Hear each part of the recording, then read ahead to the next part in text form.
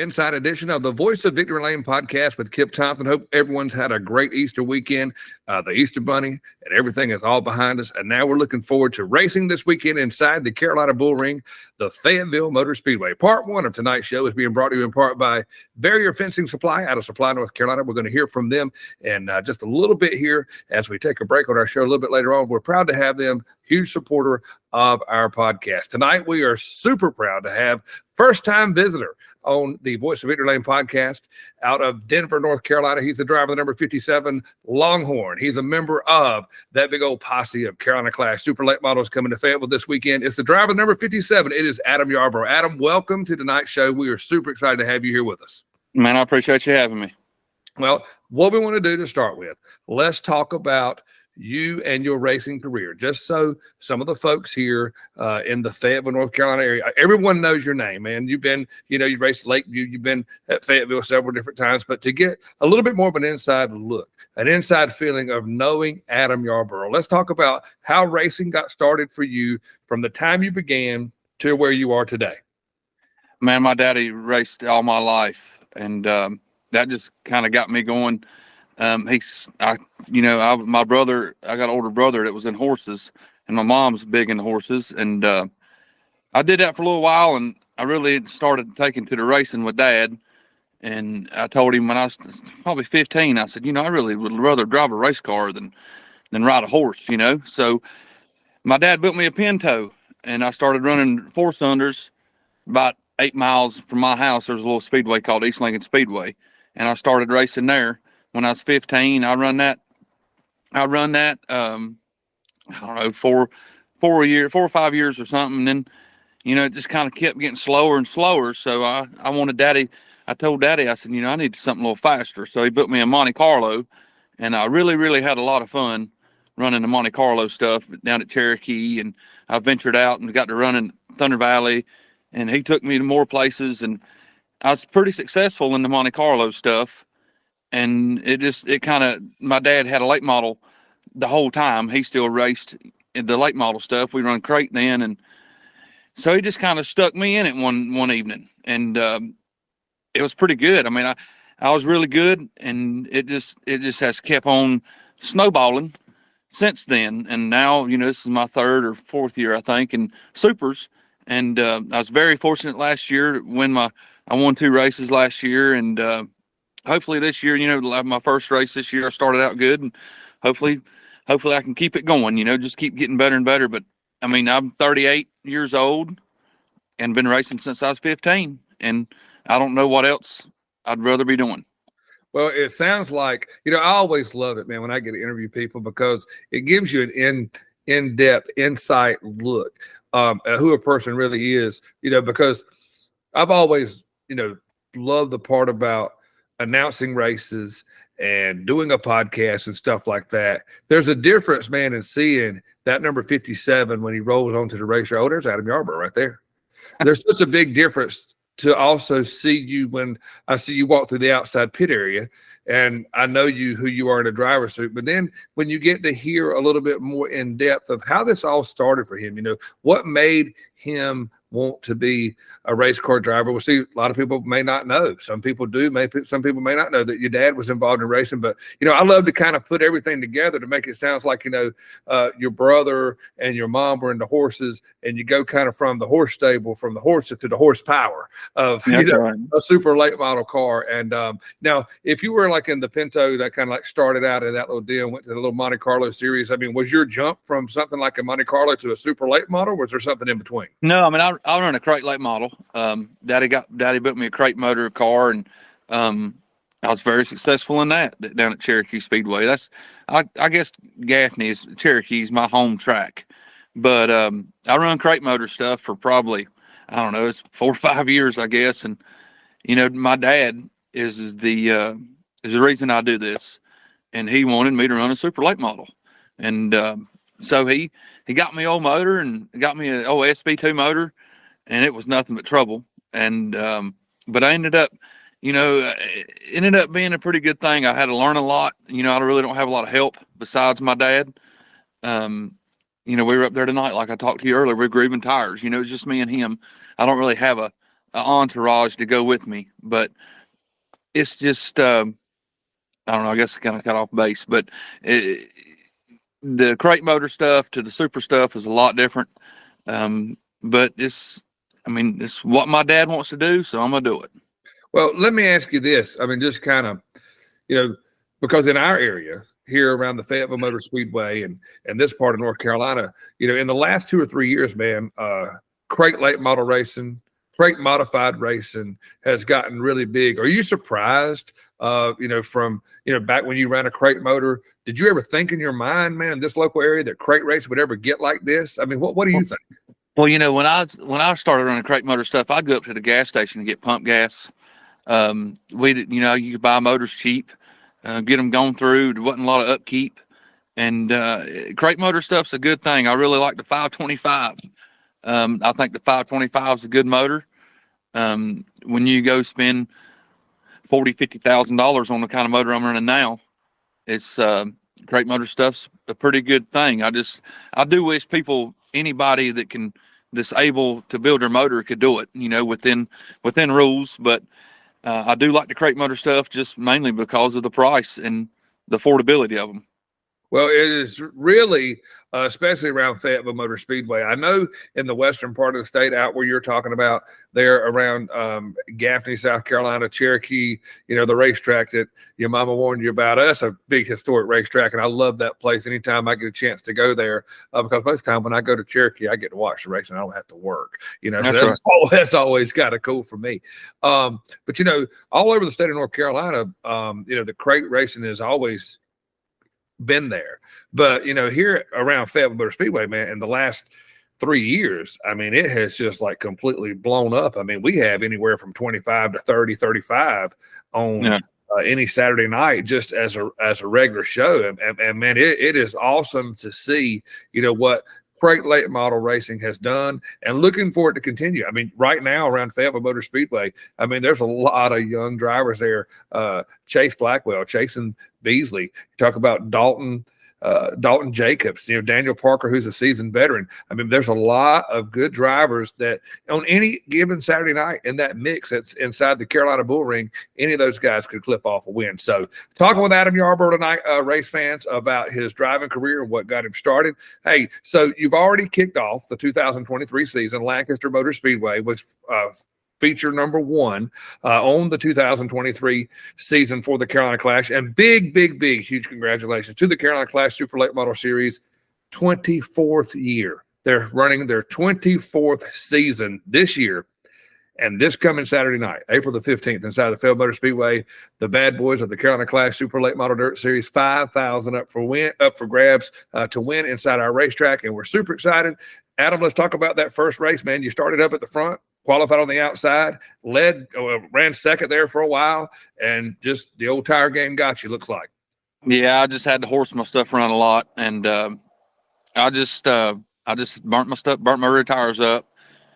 And Ben Watkins, he won it. He's very, very good anywhere he goes, but he's really, really good at Lancaster, But I was fortunate enough, it's always good when you unload and you fast. When you unload and you qualify 12th, it's a bad night. But when you unload and you don't have to work hard and you unload fast, it's a really good thing. Unfortunately, about 5-6 laps to go, I burnt my stuff up. A couple of them got by me. Still got a 4th place finish. I can't really shy about that, but it was a good start to the season. Hopefully, the last couple of times I was at Fayetteville, I've had bad luck. Leading the heat race, blew up, and then I think I was leading another heat race, and the fan blade broke. It's just I've had some bad luck at Fayetteville, and hopefully this Saturday, if it don't rain, I can hopefully get some good luck. Well, talking about that first race at Lancaster Motor Speedway, anytime, I don't care who you are, where you go, anytime you can clip off a top 5 finish with the Carolina Clash Super Late Model Series, hey, no doubt, nothing to hang your head about. Yeah, hey, but I agree with you. Hey, qualifying is such a key. you got to be up front if you're going to be in contention to win, and to go out, and start second, and run second for a long, long, long time and still clip off, finish in fourth spot, a top 5 finish. That's still quite an accomplishment, because, that's one thing that Joey Chapman and I were talking about actually yesterday. Joey and I talk all the time. We've known each other for many, many, many years, and this kind of thing with our podcast show and him with the Clash has kind of brought us together. But we talk all the time, and you're talking about, how many cars you think you're gonna have this weekend, or who's gonna go here, who's gonna go there. But one thing about the Clash that I love about having them at Fayetteville Motor Speedway, and anytime I'm off and you guys are running somewhere else, I'm gonna be there watching. A lot of times, people talk about car count. And we all want a lot of cars, but one thing I'll tip the hat on with the Carolina Clash Super Late Model Series is quality cars every single time you guys unload at any racetrack, no matter where it is. Oh yeah, it's plus it's a good group of boys. I mean, it's just a good group of people. Everybody gets along good, and it's just it's a fun series. But you got some good people running it. Marion Limbaugh. Oh, you can't get no better. I mean, Marion, Joey, Mark Huey, all the boys that run on the 4-wheelers and try to keep everything moving. I've raced a long time, and you ain't gonna find any better group of people to race for. Yeah, I would agree with you. Those guys are just salt of the earth people, man, and they want to have a good time. They want to be fair, and they got obviously, hey, they got a great thing going. 24th year, kicking it off this year, 2023. They've been doing it for 24 years and still got racetracks that Carolina Clash has never been to before, knocking the door down, wanting to get you guys in their racetrack. So that tells us, hey, the Carolina Clash, that whole entire crew, those guys are definitely doing something right. Folks, we're going to take a real quick break, and we're going to hear from our sponsor, Barrier Fencing Supply. And when we come back, we're going to talk a little bit more with Adam Yarbrough, driving the number 57 Longhorn. He's coming to Fayetteville this weekend for the Carolina Clash Super Late Model Series event. And then we're going to talk about what's left on the 2023 and where he's going to be heading next. Okay? Coming up next, right here on the Voice of Victory Lane podcast. Barrier Fencing Supply is a fencing wholesaler and distributor based out of Supply, North Carolina. Whether you need fencing, fencing products, fencing accessories, or various other construction materials related to your fencing needs, we have the products you are looking for at today's most competitive prices around. Ask us today about bulk pricing packages. Call 910-269-8661. Contact us by email at sales@barrierfencingproducts.com. Barrier Fencing Supply, proud supporter of the Voice of Victory Lane podcast. All right, race fans, welcome back to another Inside edition of the Voice of Victory Lane podcast. This is part 2, brought to you in part by Raging Rooster Catering out of Fayetteville, North Carolina. Tony and Bobby Jackson have a phenomenal catering business. They're located also in their food truck on the main concourse area inside the Fayetteville Motor Speedway. Be sure to check them out. We're going to hear from them a little bit later on tonight as we close out our show. Part 2 of our show. Again, we still have Adam Yarbrough with us out of Denver, North Carolina, driving the number 57 Longhorn. Adam, so let's talk about, we talked about being at Lancaster for the first race of the season. You are coming to Fayetteville this weekend, April the 15th, and maybe shake off some of that mojo that's been on your back, the bad luck. But let's talk about what's left for 2023. I know we're just getting started, but to talk about what's left, it's not like we're at the end. But what are the plans? What are some goals that you have for yourself this year, and other places that you plan on racing? Well, I'd like to I'm definitely going to try to run the class schedule. I like to run a consistent top 5. I don't really have any ambition of trying to go chase $100,000 to win race or nothing like that. I want to keep me and Daddy having a good time. But my plans, there's a couple of racetracks I've never been to. I like to go to Brasstown. I like to go to Screven. Brasstown mainly. I like to go to that and Screven. And I really would like to go to Eldora, but I don't know if that'll happen. But I just got to keep me and my old man having a good time, and we'll just see what happens. Well, it looks like. Obviously, I knew that you would probably be running the whole entire Carolina Clash series if it all works out. But now, will you be running some probably with the Ultimates too? Because I guess you were planning on going to Lakeview last week had it not rained out. Actually, with the tire rule, their tire rule is a little different. I didn't get my tires. I guess after Fayetteville, all the tire rules will be the same. But I don't know. I mean, Marion and Joey and I don't really. I don't know how many ultimate races I'll run. Maybe a few, but probably not many. I got you. Well, I know we were tickled to death to have you come this coming weekend. Excuse me, inside the Fayetteville Motor Speedway, because, like you said, man, let's go back. I can't thank them enough. I can't pat them on the back enough. I can't toot their horn enough. Those guys with the Carolina Clash, Super Late Model Series, Marion, Joey, Mark Huey, and really, you talk about the people who run it, but man, such a great group of drivers, man. Guys like yourself and Ben Watkins and Rambo, man, who's been doing this forever. Jeff Smith. I mean, I could just go on and on and on. And what do you think it is with the drivers themselves that just kind of come together? It's kind of like a real niche there with all you guys and the Clash together. Well, yeah, I mean, you look at Rambo. I mean, he races with his daddy. I mean, it's kind of a family thing, I believe. You look at Ben Watkins, his daddy's right there with him. You look at Gray Parton, his daddy's right there with him. And look at David Yandel or Mike Huey. I mean, they all race with their family, and that's probably why I get along with it good. Is because I mean that's who helps me the most, and that's my biggest supporters is my dad and my mom and my brother when he can come. But I race with a lot of families. Not there's not really just the drivers. It's a lot of their families come too. So I think that's got something to do with it. Oh, absolutely. Well, I've always said before too. I've said it on a lot of different times on shows that we've had. Families that race together, man, they stay together. Don't you believe that? Oh yeah. And I tell you something else too. One thing that I want you to echo on, because I know I always, because whenever I say it and then a driver comes right behind me and says the whole entire deal too, I like to build credibility into what everybody's, what people are talking about. Mm-hmm. You've been very successful. Victory Lane you're not a stranger to Victory Lane. Picked up a couple of wins last year, always running up at the top. Wouldn't you kind of, or would you join me in expounding on this just a little bit for these guys who are new to racing, for the guys who've been doing it for a little while and have not clipped off or captured that first win and get frustrated? I have always said, and I just would like to have your opinion on this. Races are not won on the racetrack. Races are won in that race shop, spending hours and hours and hours, countless hours, burning that midnight oil to get you better every week. Do you agree with that? Yes. Yeah, I do believe, you win a lot of races in the shop.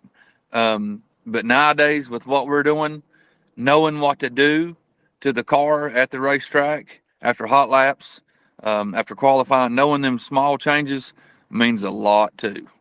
Oh yeah, well, there's an art to it.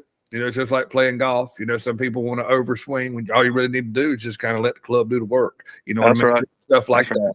But that's one thing that I've always seen a lot of people, kind of get frustrated. But that goes with, for someone to be able to sit here and say, hey, to know what to do to make that little adjustment. Hey, we need a little more here. We need a little here. We need stagger or different tire or different. We got too much gear. We need a little less gear, whatever. Know a little stuff like that. That comes from experience, and you've definitely got that because you have been doing it for quite a while to only be 38 years old.